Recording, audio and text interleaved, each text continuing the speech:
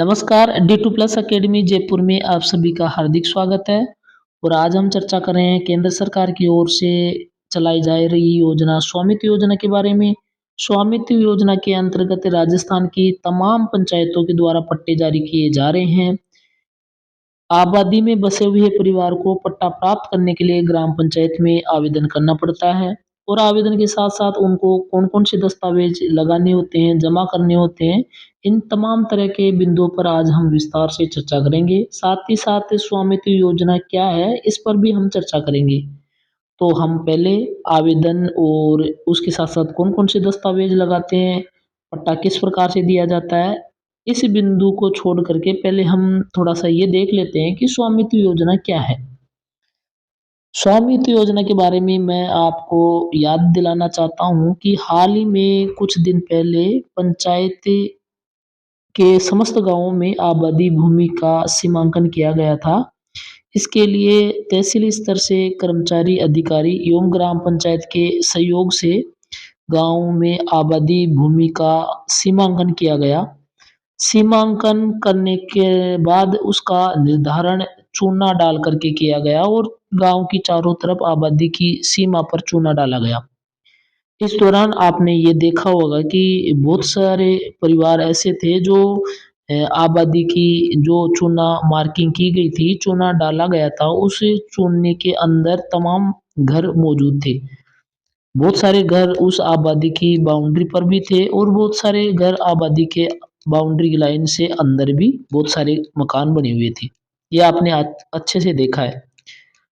इस दौरान मैं आपकी जानकारी के लिए बता दूँ कि उस टाइम उन्होंने जो आबादी की सीमा का निर्धारण किया था, तो वो एक तरह से पूरी तरह से शुद्ध नहीं था।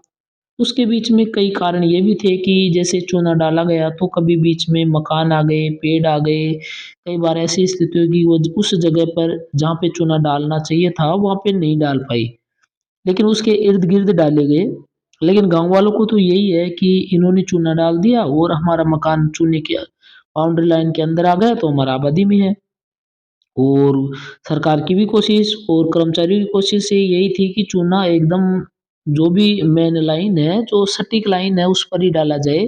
लेकिन वहाँ की परिस्थिति के अनुसार वो चूना पूरी तरह से नहीं डाल पाए सही। और उसका एक कारण ये भी था कि जो चूना डाला गया था, वो ड्रोन फ्लाइन है, वो चूने के भीतर-भीतर की तस्वीरें ही कैप्चर करे या उसके बाउंड्री की तस्वीरें ही कैप्चर करे, इसलिए वो एक तरह से एक अनुमानित ही बाउंड्री लाइन बनाई गई थी।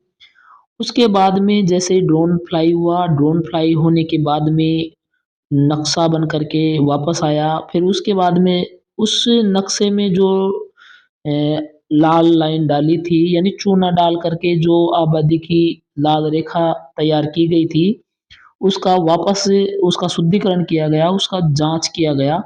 जाँच करने के लिए उसको जो तहसील के नक्शे थे, उससे ओवरलैप करके उसका शुद्धिकरण किया गया। शुद्धिकरण के दौरान कुछ मकान ऐसे थे जो पहले चूना मार्किंग के दौरान आबादी के अंदर आ रहे थे और वो थोड़े बाहर हो गए। कई जिनके आधे घर बाहर है, आधे अंदर हो गए। कई ऐसे थे कि पूरे ही घर बाहर हो गए। तो वो आबादी की जो लाइन है उसका शुद्धिकरण करने के बाद में इस प्रकार से हो गया। तो आप इस प्रकार से कन्फ्यूज़न में नहीं रहे कि चूना मार्किंग की थी तो उस दौरान तो हमारा मकान आबादी के अंदर था और बाद में आबादी से बाहर हो गया। हो सकता है कोई छोटी-मोटी त्रुटि भी हो जाए, ऐसा तो नहीं है, पर कुल मिलाकर के ये है कि बाद में शुद्धिकरण उसका कर लिया गया है और उसमें जो अंदर है वो अंदर आ गए, बाहर है वो बाहर आ गए। इस बाउंड्री के जो बाद में शुद्धिकरण किया गया है, तो उसके बाद में जो भी जितने भी मकान हैं, वो सब अगर उस लाइन के अंदर है, तो वो सब आबादी में है और उस लाइन के बाहर है। चाहे उस आदमी की जानकारी में, उस परिवार की जानकारी में भले ही हो कि हम आबादी में थे, लेकिन अगर वो अब बाउंड्री लाइन से बाहर चले गए तो अब आबादी में नहीं है। फिर अब ये देखो कि जो भी चूना मार्किंग की गई थी, जो फाइनल बाउंड्री लाइन है, उसके अंदर जितने भी परिवार बसे हैं, तो सरकार का ये मानना है कि प्रत्येक परिवार को पट्टा दिया जाना है और प्रत्येक परिवार की जो मकान की सीमा है, उनका जिनका कब्ज़ा है, वहाँ पे उसके एक-एक प्रॉपर्टी नंबर दी जाए, मकान नंबर दिए जाए और उसको ऑनलाइन भी किया जाए। यानी उस मकान की, उस जगह की एक पहचान संख्या दी जाए। इस प्रकार से सरकार का चल रहा है स्वामित्व योजना के अंतर्गत। इसमें पट्टे भी जारी करने हैं। पट्टे जारी अगर कोई विवाद नहीं है और एकदम आपका भाई-बंध वाला बँटवारा हो चुका है, किसी प्रकार की कोई त्रुटि नहीं है, तो आप ग्राम पंचायत में आवेदन करेंगे, तो आवेदन के करने के 45 दिन के बाद में आपको ग्राम पंचायत पट्टा जारी करके देती है। कितने दिन? 45 दिन के बाद में आपको पट्टा जारी करके देती है। अब इसके लिए हम थोड़ा-सा और करें कि भई अगर ग्राम पंचायत आपको पट्टा दे रही है, तो उसके लिए आपको ग्राम पंचायत में आवेदन कैसे करते हैं और आवेदन के लिए आपको क्या-क्या करना पड़ता है। अगर आपको पट्टा प्राप्त करना होता है तो उस दर संदर्भ में लेकिन सबसे बड़ी बात ये ध्यान रखना है कि आवेदन करने में फ़ायदा तभी है जब आपके उसमें कोई विवाद नहीं है, एकदम साफ-सुथरी है, किसी प्रकार की कोई दिक्कत नहीं है, तो आप ग्राम पंचायत में आवेदन कर सकते हैं। अब इसमें क्या है कि आवेदन करेंगे तो ग्राम पंचायत से एक फ़ॉर्म है जो 17-18 पेज का लगभग होता है, वो आपको फ़ॉर्म दिया जाएगा। वो फ़ॉर्म लेने के बाद में जैसे मैं आपको स्क्रीन पे दिखा दूँ, इस प्रकार से फ़ॉर्म होता है। जैसे ये फ़ॉर्म आप ला कर के जैसे ये फ़ॉर्म है, ये 17-18 पेज का फ़ॉर्म है, ये आप भर कर के ग्राम पंचायत में जमा कराना होता है और इसके साथ क्या-क्या दस्तावेज़ लगते हैं, वो भी मैं आपको थोड़ा-सा बता सकता हूँ और जैसे ये आप देख रहे होंगे, इसको ये फ़ॉर्म प्राप्त करने के बाद में इसमें क्या-क्या भरना है, वो सारी जानकारी मैं आपको अभी इसी वीडियो में बता रहा हूँ। जैसे ये फ़ॉर्म आपने लिया है, इसमें जो पहला पेज है, वो आपको ख़ास रूप से भरने की कोई आवश्यकता नहीं है।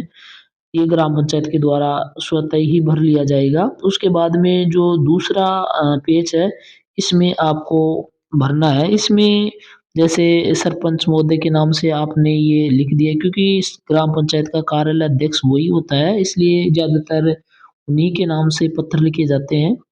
आपने ग्राम पंचायत का नाम लिख दिया, पंचायत समिति का नाम लिख दिया, इसमें प्रार्थी जिसका पट्टा बनवाना चाहते हैं वो फ़िल अप कर दिया, उसके पिता का नाम, जाति क्या है, निवासी क्या है, ग्राम पंचायत क्या है, पंचायत समिति क्या है, जिला क्या है और ये सारी तमाम प्रकार की चीज़ें आप भर कर के अपनी बायोडाटा उसके साथ ही जैसे आप नीचे जाओगे तो नीचे प्रार्थी के हस्ताक्षर भी है और वो यहाँ पे हस्ताक्षर कर सकता है। फिर इसमें और भी पेज है जहाँ पे आपको कौन-कौन से पेज भरने होंगे। एक आपको एक पत्र मैं वैसे बता देता हूँ ये कि इसमें ही लगे हुए हैं सारे परफ़ॉर्मे कि जैसे अब इसमें बताने वाली चीज़ तो ये है कि जैसे मान लो ये है, ये वाला। पहले मैं वैसे बता दूँ आपको कि करना क्या है यार, फिर उसके बाद में ये फ़ॉर्म वाली बात भी आपको मैं बता बताकर फिर अपना आगे देखते हैं।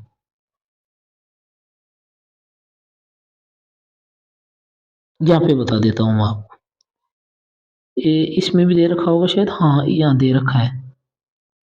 देखो क्या-क्या लगाना है, पहले तो आपको एक प्रार्थना पत्र देना है, यानी प्रार्थी का प्रार्थना पत्र, जो मैं अभी बताया था थोड़ी देर पहले, वो। इसके साथ ही आधार कार्ड देना है, मतदाता पहचान पत्र देना है, अगर आपके पास ड्राइविंग लाइसेंस है वो देना है, राशन कार्ड देना है और बिजली का बिल देना है। बिजली वाला बिल भी देना है। ध्यान रखना बिजली का बिल है ना वो 2016 से पहले का होना चाहिए। जितना ज़्यादा पुराना है, वो बिल आपको देना है। पुराना बिल आपको देना है। राशन कार्ड की प्रमाणित पर्ची देनी है आपको और ये कोई ज़रूरी नहीं है।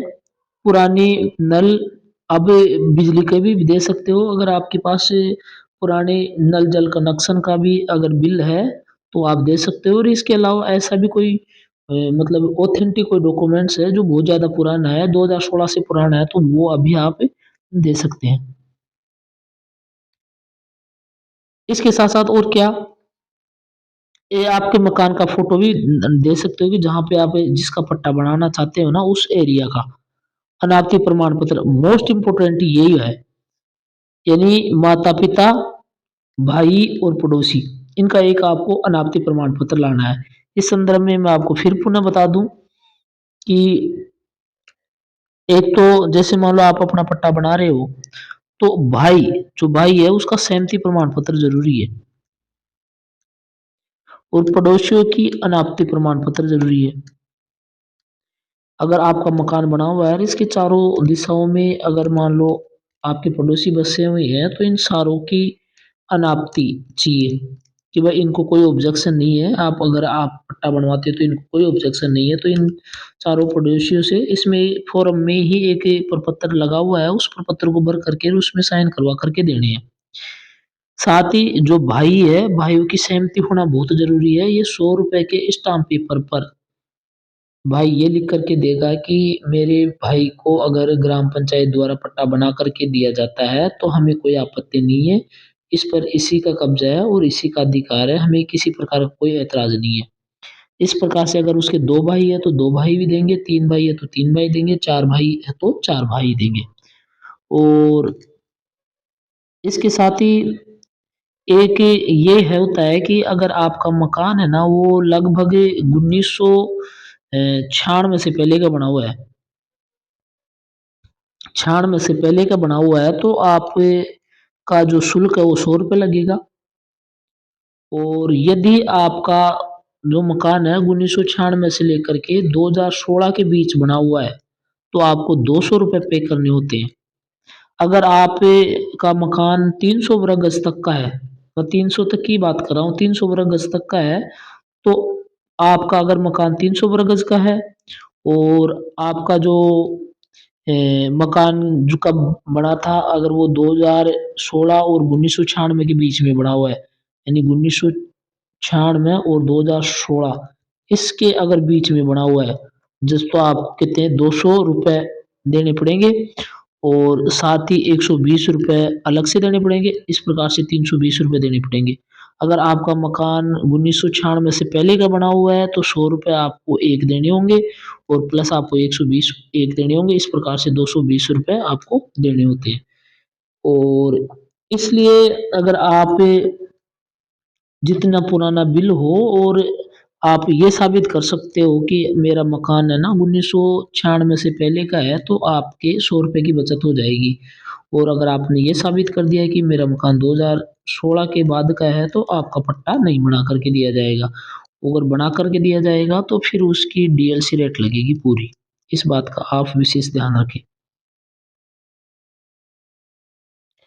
इसके साथ ही क्या करते हैं कि जैसे आपने प्रार्थना पत्र दे दिए, आपने आधार कार्ड दे दिया, आपने पहचान पत्र दे दिया, आपने राशन कार्ड दे दिया, आपने बिजली का बिल दे दिया, आपने उस मकान की जो जहाँ पे आप पट्टा बनवाना चाहते हैं उसकी फ़ोटो दे दी। फ़ोटो दे भी देते हैं, नहीं भी देते हैं तो भी चलता है, पर बाकी का दे देना चाहिए। साथ ही जो भाई है, भाई का उन्होंने ₹100 के स्टाम्प पेपर पर शपथ पत्र दे दिया कि मेरे भाई जैसे 4 भाई है, 3 भाई है, 5 भाई है, तो सारे भाइयों को स्टाम्प पेपर पर शपथ पत्र चाहिएगा। अगर माता-पिता जीवित है, तो पहला दायित्व तो यही बनता है कि वो मकान है ना अपने माता-पिताओं के नाम से ही पट्टा जारी करवाए। अगर नहीं करवा रहे हैं, तो उनसे एक सुपुर्द एक तरह से सुपुर्द प्रमाण पत्र जारी करवाना है कि ये हमारे कब्ज़ाशुदा मकान है और इसका प्रोफ़ार्मा ग्राम पंचायत के पास मिल जाएगा, वहाँ से आप ले सकते हो। और फिर उन्होंने एक ऐसे समझो एक बँटवारानामा है ये, बँटवारानामा है। यानी वो कब्ज़ाशुदा जो ज़मीन है, उन्होंने बँटवारा कर दिया और उनके बेटों के कब्ज़ा एक तरह से सुपुर्द कर दिया। तो कब्ज़ा सुपुर्द प्रमाण पत्र वो जारी कर देंगे। दे देंगे स्टाम्प पेपर पर। इसके साथ ही आपको मैं बताऊँ कि एक 2 गवाह जिनकी उम्र 65 साल हो, जो इस फ़ॉर्म में दिया हुआ है, वहाँ पे उनकी फ़ोटो लगा कर के और नोटरी से वेरीफ़ाई करवा कर के देना है। और कहाँ पे लगती है वो मैं थोड़ा-सा आपको बताऊँ, ये ये वाला, ये यहाँ पे क्या है कि 2 65 साल के व्यक्ति है, उनका नाम उसके पिता का नाम, जाति क्या है, गाँव क्या है, कहाँ के निवासी है, ये सारी डिटेल्स भर के उसके यहाँ पे साइन करवाने हैं और यहाँ पे उसकी फ़ोटो लगानी है और उसका आधार कार्ड संलग्न करना है। फिर दूसरा गवाह, एक ये गवाह हो गया, दूसरा गवाह का भी इस प्रकार से उसकी भी फ़ोटो लगानी है, यहाँ पे हस्ताक्षर करवा के फिर इसको नोटरी करवानी है। ये इसलिए करवाए जाते हैं कि ये आदमी इस बात की गवाह देते हैं कि आपका जो मकान है वो 50 साल पुराना है। 50 साल पुराना है, 2016 से पहले का बना हुआ है, ये इस बात की पुष्टि करते हैं, इसलिए ये लगाना ज़रूरी है। एक आपको खुद का शपथ पत्र देना होता है, एक आपको खुद को शपथ पत्र देना होता है और वो भी मैं अभी उसके बारे में बताऊँ, ये वाला, ये। ये जो आपको दिख रहा है ये शपथ पत्र है और ये शपथ पत्र खुद के नाम से जो पट्टा बनवाना चाहता है उसके नाम से ये बना कर के देते हैं। तो ये आपको 100 रुपए के स्टाम्प पेपर पर बनवा करके देना है। इसमें जो लिखा है वैसे ही वही भाषा लिखी जाती है, लेकिन वो स्टाम्प पेपर पर उसको लिख करके देते हैं। तो आप नोटरी से वो करवा सकते हैं। अब मुख्य तौर पर मैं आपको पुनः बता दूं कि क्या क्या दस्तावेज संलग्न करने हैं और फिर उसको पंचायत में जमा करवाना है। तो एक बार मैं देख लेता हूँ, यहाँ पे देख लेते हैं अपन वापस। अगर आपको जैसे मान लो पट्टा बनवाना है तो सबसे पहले तो आप क्या करोगे, पंचायत में जा करके आवेदन फॉर्म लोगे। आवेदन फॉर्म ले लिया, जैसे जो भी 17-18 पेज का पेपर है वो ले लिया आपने। फिर उसके बाद में आपको क्या करना है, उसके बाद में आपको ये करना है कि शपथ पत्र, खुद का शपथ पत्र तैयार करवाना है 100 रुपए की स्टाम्प पेपर पर। फिर क्या करना है, अपने जो भाई है, हालांकि भाइयों से पहले ही पूछ लेना कि वो सहमति देंगे कि नहीं देंगे। अगर वो देते ही नहीं है तो फिर आप अपना शपथ पत्र भी क्यों बनवाए। फिर भाइयों का शपथ पत्र यानी एनओसी लेनी है भाइयों की स्टाम्प पेपर पर। फिर अगर आपके माता पिता भी जीवित है तो उससे भी कब्जा सुपुर्द प्रमाण पत्र लेना है। सुपुर्द या बंटवारानामा लेना है, बंटवारानामा लेना है, बंटवारानामा लेना है, ठीक है। फिर फिर आगे क्या करना है, खुद का शपथ पत्र हो ही गया, भाइयों का शपथ पत्र हो ही गया, माता पिता है तो उसके शपथ पत्र हो गए, और अगर मान लो वो नहीं है तो उनके मृत्यु प्रमाण पत्र वगैरह लगा देंगे। फिर उसके बाद में आपको पानी या नल जल कनेक्शन लेना है, पानी या नल कनेक्शन, इसका जितना पुराना बिल है वो लेना है और आपको बिजली का बिल लेना है, बिजली का बिल लेना है पुराना, यानी 2016 से पहले का तो होना ही चाहिए। फिर उसके बाद में क्या करना है आपको, फिर आपको दो गवाह जिसके अभी मैंने बताया था कि फोटो लगा करके उसकी पूरी डिटेल्स करके फिर उसमें साइन करवा करके उसको नोटेरी करवाना है। हो गया। हालांकि जितने भी स्टाम्प पेपर ले रहे हो सारे स्टाम्प पेपर नोटेरी करवाना है सभी की, लेकिन ये जो दो गवाह है ना जो लास्ट में फोटो लगा कर, इसको आप स्टाम्प पेपर पर लिखने की जरूरत नहीं है, और आप चाहो तो लिख करके दे भी सकते हो। फिर क्या करोगे, इतना कुछ करने के बाद में आप ये जो इसमें जो 17-18 पेज का जो फॉर्म है उसमें मुश्किल से 3-4 पेज ही बनने होते हैं। एक तो जैसे प्रार्थना पत्र इसमें लगा होता है, आपको वो प्रार्थना पत्र बनना है। इसके साथ ही एक शपथ पत्र होता है, वो शपथ पत्र इसमें लगा होता है, वो स्टाम्प पेपर पर बनवा ही लेते हो। और एक बनना है, 2 पेज और बनने हैं जिसमें पड़ोसियों के अनापत्ति प्रमाण पत्र है जो इसमें लगे हुए हैं वो बनवाने हैं और उनके साइन करवाने हैं। और बाकी के जो अन्य है वो पंचायत स्तर पे उनके कार्यालय से खुद भर लिए जाएंगे। इसके साथ ही आपको एक और बात ध्यान रखना है कि जैसे पट्टा बनवाते हैं तो आपको एक ब्लू प्रिंट बनवाना होता है, ब्लू प्रिंट।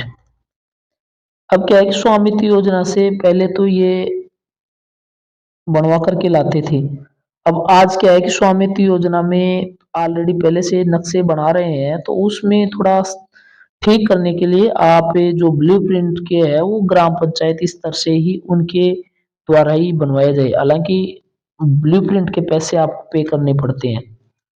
ब्लूप्रिंट तो लगाने पड़ेंगे क्योंकि आवेदन के साथ तो ब्लूप्रिंट होगा, लेकिन वो जो आप बाहर से बनवा कर के लाओगे और ग्राम पंचायत लेवल पे बनवाओगे तो दोनों में अंतर आ जाएगा। अब ग्राम पंचायत से क्यों बनाए ब्लूप्रिंट? वो कारण देख लो आप। ग्राम पंचायत से अगर आपको ब्लूप्रिंट बनवाओगे तो जो पट्टे का क्षेत्रफल आएगा और पट्टे की जो बाउंड्री आएगी वो और ब्लूप्रिंट की बाउंड्री दोनों सेम होगी, उसमें कोई परिवर्तन नहीं होगा, है ना? और अगर बाहर से बनवाओगे तो पट्टे के जो क्षेत्रफल और सीमाओं में और आपके ब्लूप्रिंट में अंतर आएगा। इसलिए अंतर नहीं रहे, जो भी ब्लूप्रिंट के बनवा कर के लाते हैं वो उसका पे ग्राम पंचायत स्तर पे ही कर देना चाहिए, ताकि शुद्धता बनी रहे और किसी प्रकार की कोई त्रुटि नहीं रहे। ये तमाम करने के बाद में ये तमाम कार्रवाई करने के बाद में आपको ग्राम पंचायत में जमा करा देना है। जैसे ग्राम पंचायत में जमा करा देंगे तो ग्राम पंचायत में